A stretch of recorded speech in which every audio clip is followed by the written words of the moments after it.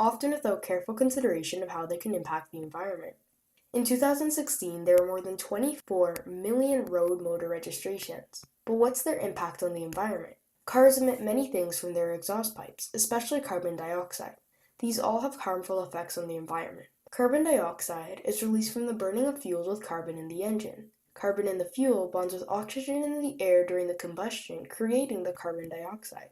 It gets released into the air and collects in the atmosphere. Since millions of cars are driven daily, massive amounts of carbon dioxide are released into the air. In fact, cars emit 20% of the world's pollution.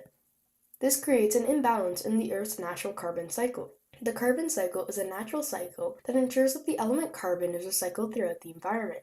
Naturally, the carbon dioxide in the air is taken in by plants. Plants and organisms use these and store carbon in their structures, and from there it can be released back into the air or soil by microbacteria decomposers or be locked up in the ground in fossil fuels. This has occurred for millions of years to ensure a balance of carbon. However, the cycle has been disrupted by releasing too much carbon into the air by burning all the fossil fuels and releasing all that locked up carbon faster than it would be naturally. Because of this, the heat from the sun is trapped in the Earth's atmosphere like a massive mirror. That's why CO2 is known as a greenhouse gas. Ultimately, the climate is getting warmer because of the car emissions. It's known as global warming. With climate change, water and foodborne bacteria grow and develop easier. The sea levels are also rising from melting glaciers. Not to mention droughts, natural disasters, and poor crops are also more likely at higher temperatures. People with asthma or other breathing conditions, as well as children and vulnerable people, are in danger. 5.5 million people die yearly to air pollution, and this number only increases. The main problem is we are putting way too much gases into the environment, but there are some ways we can reduce emissions. Electric cars, as well as hydrogen cars, don't burn fossil fuels, and they don't release these harmful gases. As for power, this can be solved by eco-friendly power sources such as solar or wind power. There are lots of ways to generally be more efficient and reduce emissions, such as reduced idling, carpooling, public transport, and keeping your car in good condition. But probably the best solution is other forms of transportation that are more eco-friendly, such as walking or biking. These don't use any fuels that release emissions and therefore don't contribute to excess carbon dioxide. What we really need to do is change our worldviews on this issue. We are incredibly dependent on cars in our daily life, and it will be a challenge to convince people to change. Here are some other perspectives. The economic perspective. Acting against climate change will cost a lot of money and worsen and slow down the economy. At the same time, the economy formed by new markets for renewable energy and cleaner ways of doing things such as hydrogen cars and electric cars can be bolstered by this change, and a new valuable market will emerge.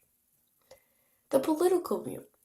Pushback against car emissions will force unpopular reforms and passing unpopular laws, such as the carbon tax. Although these measures are necessary to make sure we don't destroy our planet, they're tough political decisions that might not be taken well by the average voter, as it would increase prices. This means we might not want to enforce environmental policy so we can be re-elected and continue running the nation.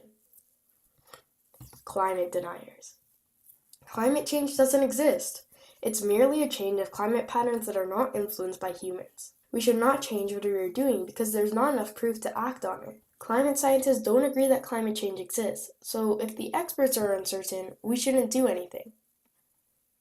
The average consumer. While climate change is real, changing our behaviors will be tough, and I don't think I'm up for it.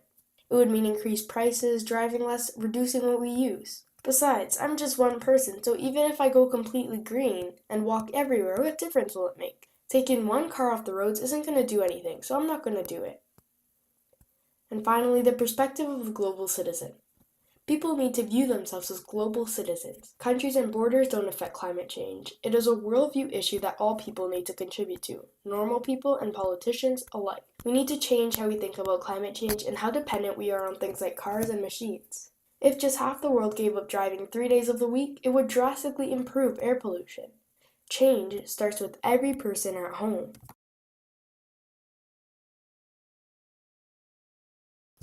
But what do we think about this issue?